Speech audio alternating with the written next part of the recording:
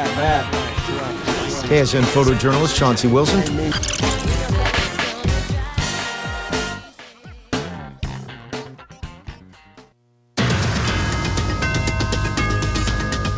We all know this time of year Santa's very busy at the North Pole, but each year he takes some time out to take part in a Kansas tradition, a train ride. KSN photojournalist Chauncey Wilson traveled to Abilene to see how they celebrate Christmas across Kansas. Yeah, I think we got it, buddy. Depot to engine 4. Merry Christmas! Railroad originated as a nonprofit organization in 1993 and ran their first train in 1994. And it is now on the National Historical Register of Places. We're only one of 2 in Kansas.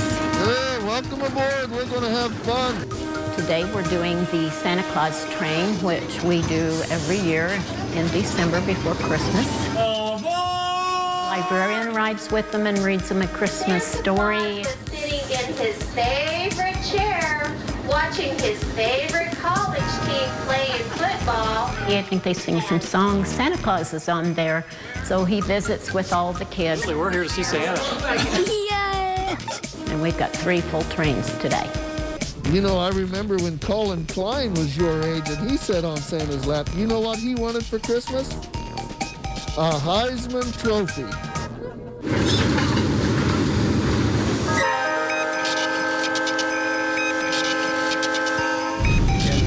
I'm always aware of my passengers. I kind of imagine it might be a little bit like a school bus driver where it's always on your mind to make sure they're all right. It's all volunteer. I feel like I'm giving back. And if I can make a bunch of little kids happy today, you know, what better could be? Even today in this computer age, these little kids still like electric trains. It amazes me. My son absolutely loves trains, and so it was really neat to be able to come here in Abilene and just be able to ride on a train. Okay, thank you. Depot out. The city of Abilene puts on that train ride in early December each year. You can find all of the stories from our Christmas Across Kansas series at KSN.com. Rescue time, present arms. Jordan, all present. Grooving time, forward, march! This is a great thing. This is junior ROTC that covers 6th grade through 12th grade. It's a great avenue for people, the kids to come out and learn. And it's really about becoming a good citizen and all those values that the parents teach them when they're young, and helps reinforce those values as they go forward.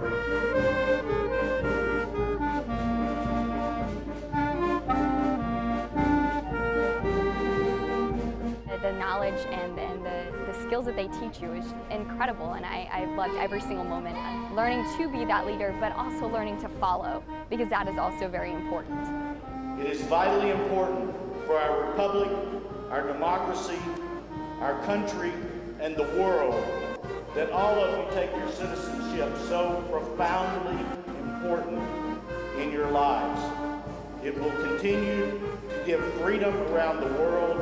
It will continue to make sure we're the strongest country around the world. And let us all remember that freedom is not free. If our veterans wouldn't have fought and served for our country, we wouldn't be here today. We might not be this free country that is so great and powerful. I think that that is truly important, and that we honor them.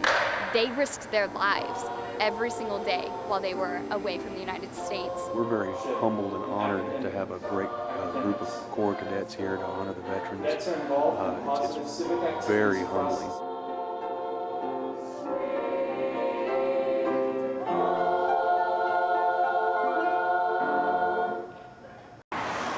As cars zipped by the homes here on Oliver Street, one truck early Friday veered off the road and into this home. Didn't know, just like what is going on.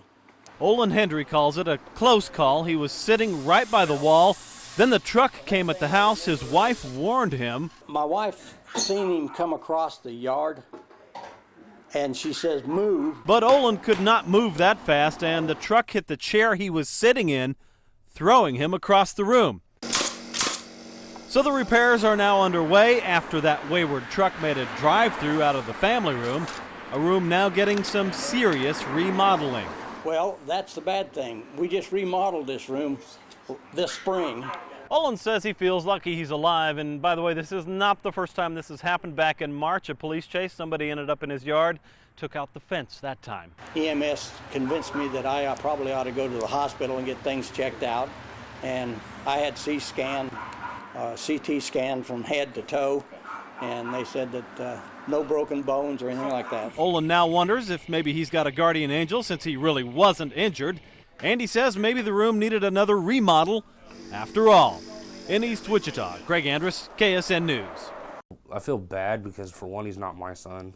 I shouldn't have made a decision like that.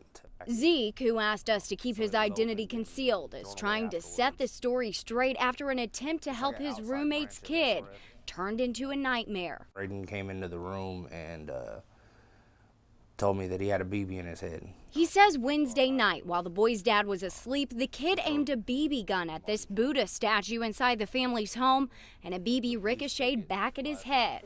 And it right here, up towards the temple area. Discharged and put a BB into his skull. But Zeke says this x-ray of the boy's head says otherwise. You can see on the left side of your screen where the BB was penetrated right outside of his skull. I didn't think nothing of it. I didn't think it was too bad. It wasn't bleeding real bad. So they waited to tell Dad Thursday morning. He said he had the boy go to school with plans to take him to the doctor Saturday when he didn't have to work. But that Thursday night, Zeke tried to get it out himself. The hole started to heal, so I figured I could lance open over the top of the BB and it'd fall right out, and it just didn't happen like that. Attempted to remove the BB using a utility knife. I used a scalpel, not a utility knife. Rubber gloves and some rubbing alcohol. And when it didn't pop out, his girlfriend took the boy to the hospital. And it was that night in the ER that police got involved. The 12-year-old boy was taken into child protective custody, and he hasn't been home since. Those who care for him hoping that will soon change. I would lay my life down for that boy, you know. In Wichita, Erica Coghill, KSN News. Addie, take a bite of it.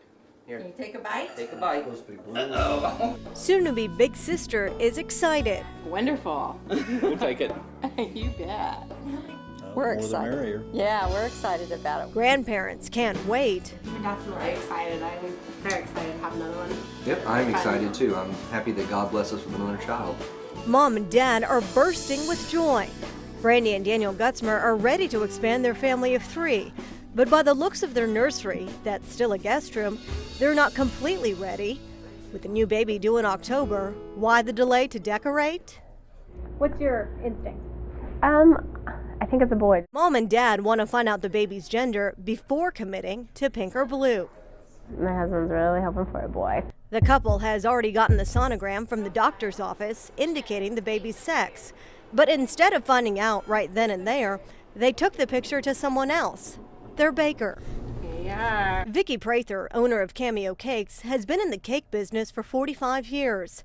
Just take a look around her bakery and you'll see all kinds of delectable displays. From traditional wedding cakes to birthday cakes, even one for beer connoisseurs and those who enjoy a little fright.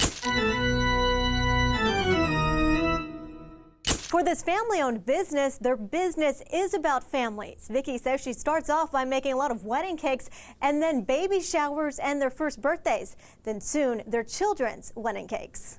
I'm such a tight part of their family because I'm at every important occasion, whether I'm physically there, but my cakes are there. That's why our soon-to-be mother of 2 entrusted Vicki with her special baby news.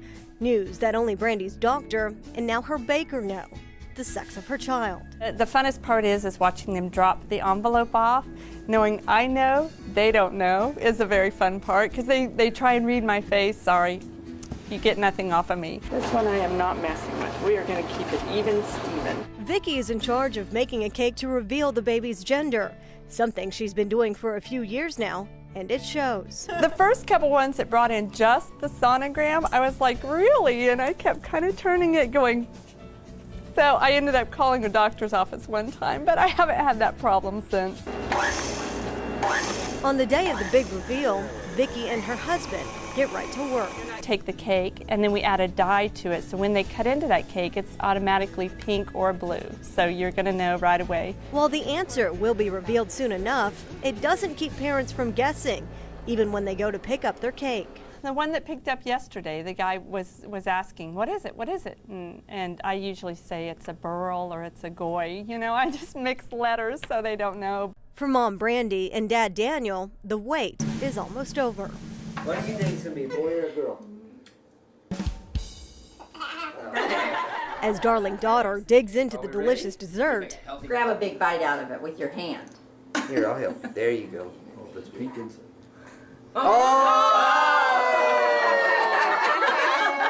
The secret and gender now revealed. It's a girl. With the cake already being devoured, let the party and the transformation of the nursery begin.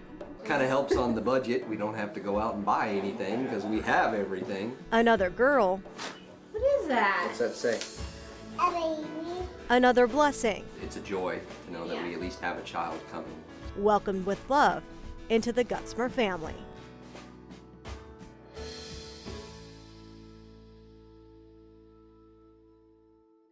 And then, of course, Luis, I sit right up there. I just had it sentencing a little bit ago. Judge Ben Burgess presides over some of the most important criminal cases in Sedgwick County. And then at the very end, the judge comes back in and actually imposes the sentence. But he also values the very important title of Big Brother. Show you, there's a screen that drops down.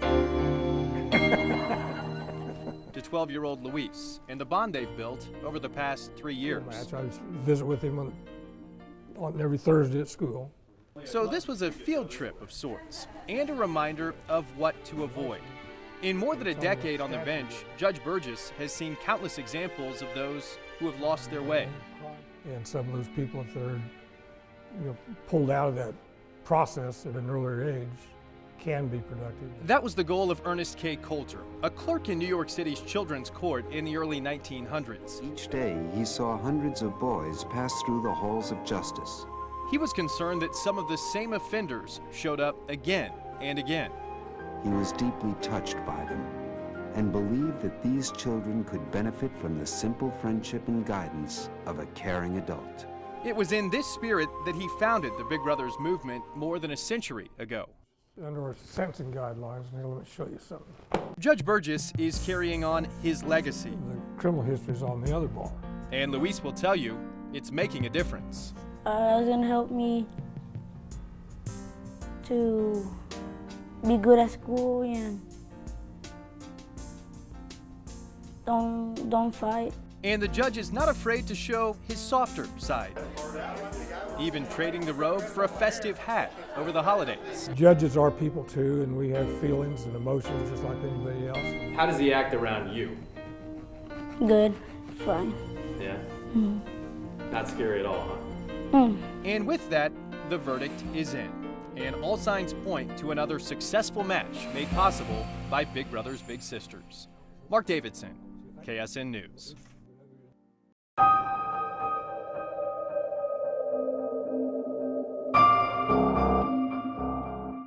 Like almost any city, Wichita has seen its fair share of gang violence. People get mad at each other, I guess, and they express that in violent ways. And some fear that violence could escalate this summer.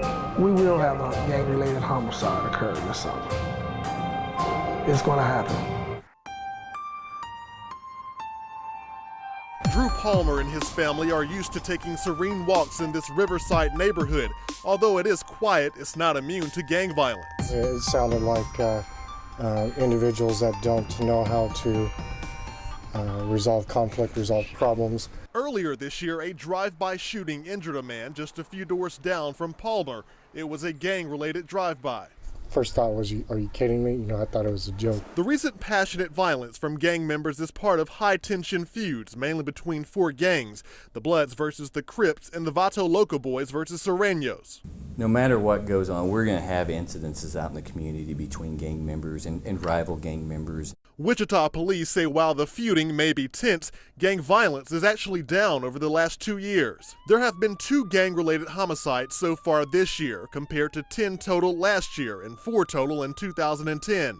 This year's gang-related drive-bys sit at 2 from January through March, down 1 from the same time last year, and ag assaults are down 3 as of March of this year compared to 12 last year. This 2011 map shows where the higher areas of gang crime is located. The darker the color, the higher number of recorded gang-related incidents.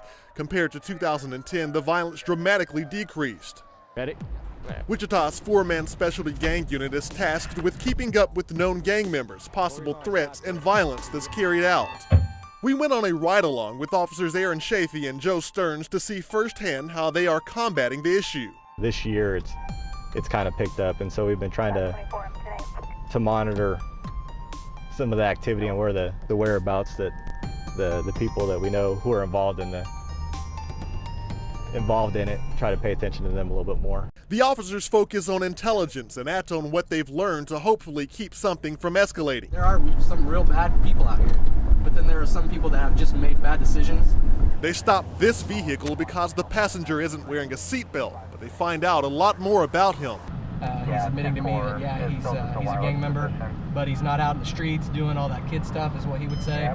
Turns out he's a VLB, but not really an active member under their radar. Still, the officers make sure he's added to their gang database. This is a pretty common area for VLBs. Chafee and Stearns often keep up with messages like graffiti that might give details of gang activity. It just kind of points us in a direction to pay attention to. It is those tactics that the officers say is working to keep a handle on what could otherwise become a major issue. Fighting gang violence goes beyond policing. It takes the work of an entire community. Leaders point to youth activity camps and gang walks as ways of achieving that. It's going to take a team of people in the community, people that's willing to make their city and community safer. That's what it's going to take. But on the streets, the reality is gang crime will continue. How much, though, depends on how citizens respond. If you have a neighborhood that doesn't care that this stuff's going on, it's going to continue to go on. In Wichita, Kevin Wheeler, KSN News.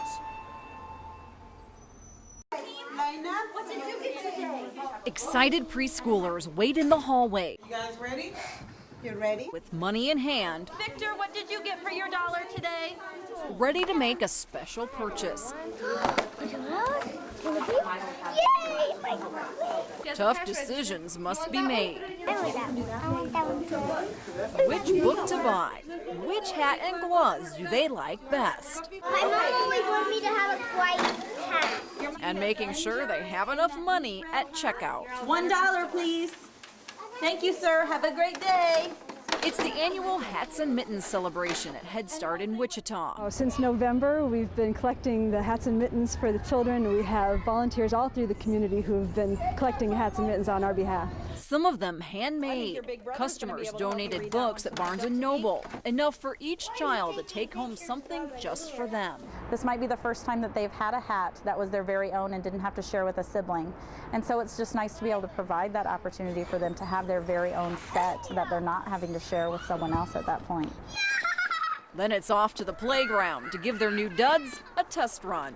It might be a little thing for us to donate a hat and a pair of mittens, but for the children, we'll just have to see the pictures and see the smiles and know how much it means to them.